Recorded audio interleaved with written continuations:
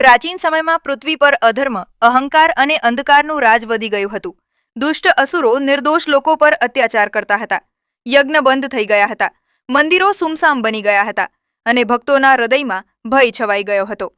દેવતાઓએ અનેક પ્રયત્નો કર્યા, પરંતુ કોઈ પણ શક્તિ એ અસુરોને રોકી શકતી ન હતી. અંતે બધા દેવતાઓ બ્રહ્માંડની આદિશક્તિ માતાના ચરણોમાં પહોંચ્યા.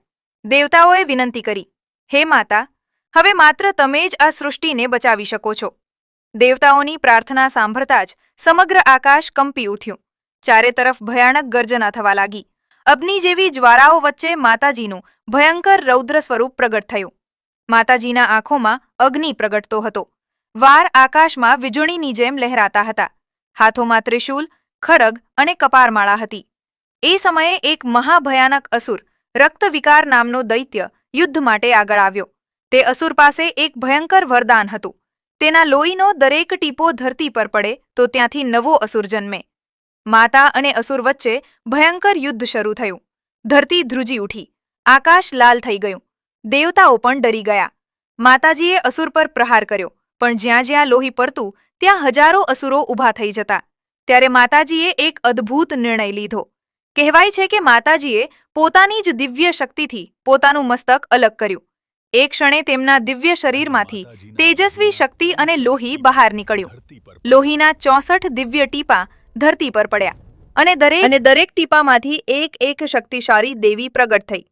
એ જ હતી 64 જોગણીમાં દરેક જોગણીનું સ્વરૂપ અલગ હતું. કોઈ સિંહ પર સવાર હતી, કોઈ હાથમાં ખડગ ધરાવતી, કોઈ અગ્નિ જેવી પ્રચંડ, તો કોઈ ચંદ્ર જેવી શાંત. તેમની શક્તિઓ પણ અલગ અલગ હતી. કોઈ દુષ્ટ આત્માઓનો નાશ કરતી, કોઈ ભક્તોની રક્ષા કરતી, કોઈ તાંત્રિક શક્તિઓને કાબૂમાં રાખતી, કોઈ યુદ્ધમાં અદ્ભુત બળ આપતી, કોઈ અંધકાર અને નકારાત્મક શક્તિઓ દૂર કરતી. 64 જોગણીમાએ ચારે દિશામાં અસુરો પર આક્રમણ કર્યું. તેમની ગર્જનાથી જ દુષ્ટ શક્તિઓ ભાગવા લાગી. એક પછી એક અસુરોનો નાશ થવા લાગ્યો. આખરે રક્તવિકાર અસુર પણ માતાજીની શક્તિ સામે ટકી શક્યો નહીં. યુદ્ધ પૂર્ણ થતાં દેવતાઓએ આકાશમાંથી ફૂલ વરસાવ્યા. ધરતી પર ફરી શાંતિ આવી. ભક્તોના દિલમાં ફરી ભક્તિનો પ્રકાશ પ્રગટ્યો. પણ કહેવાય છે કે 64 જોગણીમાં આજે પણ આ પૃથ્વી પર દિવ્ય રૂપે હાજર છે. રાત્રિના સમયે જંગલોમાં, પ્રાચીન મંદિરોમાં, સ્મશાન પાસે અથવા જૂના સ્થાનકોમાં તેમની ઉપસ્થિતિ અનુભવાય છે.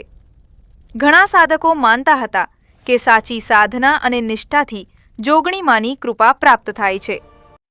જૂના સમયમાં તાંત્રિકો અને સાધકો વર્ષો સુધી કઠિન સાધના કરતા, પરંતુ ગામના વડીલો હંમેશા ચેતવણી આપતા. જોગણીમાં ભક્તિથી પ્રસન્ન થાય છે, પણ અહંકાર, અપમાન અને ખોટી ભાવના ક્યારેય સહન કરતી નથી. ગુજરાતના અનેક ગામોમાં આજે પણ અમાસની રાત્રે લોકો 64 જોગણીના સ્થાનકે દીવો પ્રગટાવે છે. કહેવાય છે કે જે ભક્ત સાચા દિલથી પ્રાર્થના કરે, મુશ્કેલીના સમયમાં જોગણીમાં કોઈને કોઈ રીતે તેની મદદ જરૂર કરે છે. જય 64 જોગણીમાં.